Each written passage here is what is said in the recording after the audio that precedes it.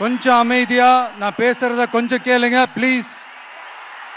ஒரு 5 minutes தான், கொஞ்சம் அமைதியா இருங்க ப்ளீஸ். ப்ளீஸ் நண்பர்களே, கொஞ்சம் அமைதியா இருங்க ப்ளீஸ். அதை தாண்டி யாரும் வரக்கூடாது, அதை தாண்டி யாரும் வரக்கூடாது ப்ளீஸ்.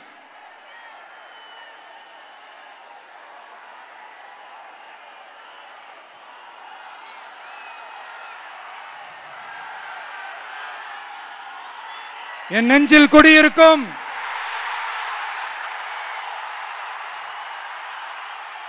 கொங்கு மண்டல தங்கங்களே, திருப்பூர் பகுதி மக்களே, உங்கள் அனைவருக்கும் என்னுடைய வணக்கம். டே ஆஃப்டர் டுமாரோ 16th அன்னைக்கு நம்மளுடைய தேர்தல் வாக்குறுதிகளை ஒரு புக்கா வெளியிடுறோம். அதுக்கு முன்னாடி இங்க சில பாயிண்ட்ஸை மட்டும் உங்களுக்கு படிச்சுட்டு போயிடுறேன். அதை மட்டும் கொஞ்சம் கவனமா கேளுங்க ப்ளீஸ் நண்பர்களே. ஓகே, ஆல் வெல் தேர், ஆல் வெல். பேசலாமா? கொஞ்சம் கொஞ்சம் அமைதியா இருங்க ப்ளீஸ்.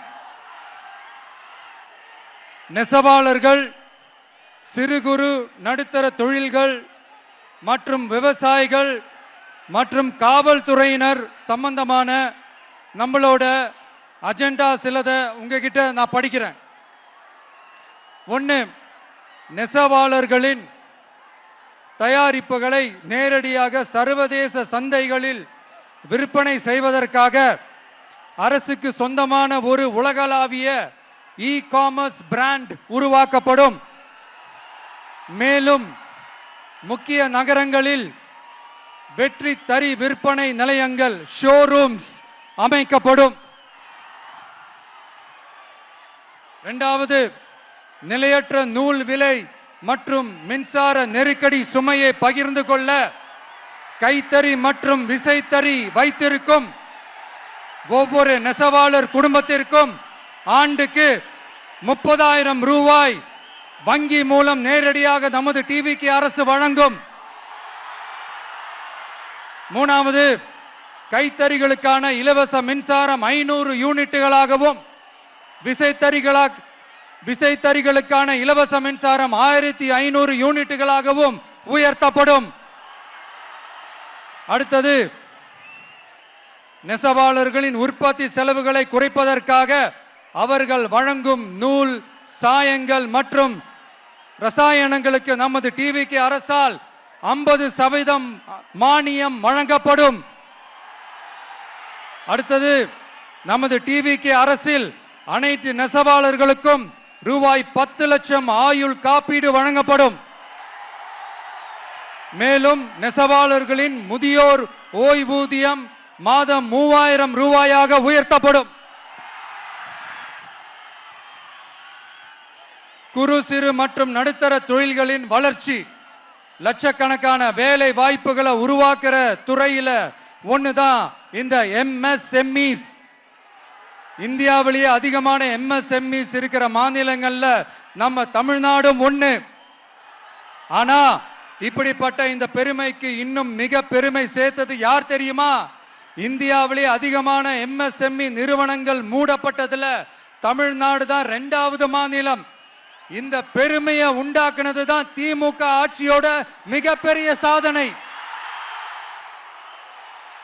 இப்போ இந்த குறு சிறு மற்றும் நடுத்தர தொழில்களோட வளர்ச்சிக்காக நம்ம டிவிக்கு அரசு என்னெல்லாம் செய்யும்னு கொஞ்சம் பார்க்கலாம்.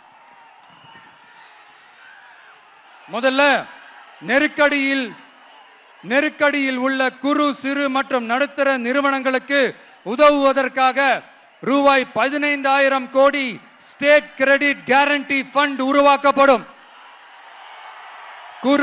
இரண்டாவது, குறு சிறு மற்றும் நடுத்தர நிறுவனங்கள் மூடப்படுவதற்கான மிகப்பெரிய காரணங்களில் ஒன்று 400% மேல உயர்ந்துள்ள பீக் ஹவர்ஸ் மின் கட்டணம்.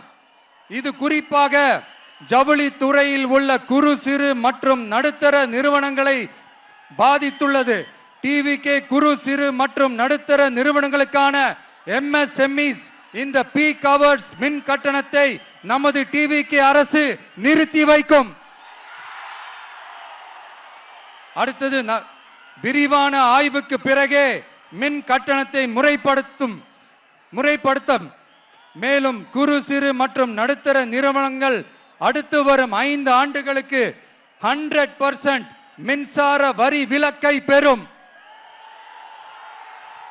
அடுத்தது குறு சிறு மற்றும் நடுத்தர நிறுவனங்கள் உலகளவில் போட்டி போடுவதை உறுதி செய்வதற்காக அவற்றை நவீனமயமாக்க ஒரு யூனிட்டுக்கு ரூபாய் 50 லட்சம் வரை என்ற அளவில் 35% நேரடி மூலதன மானியத்தை நமது டிவிகே அரசு வழங்கும்.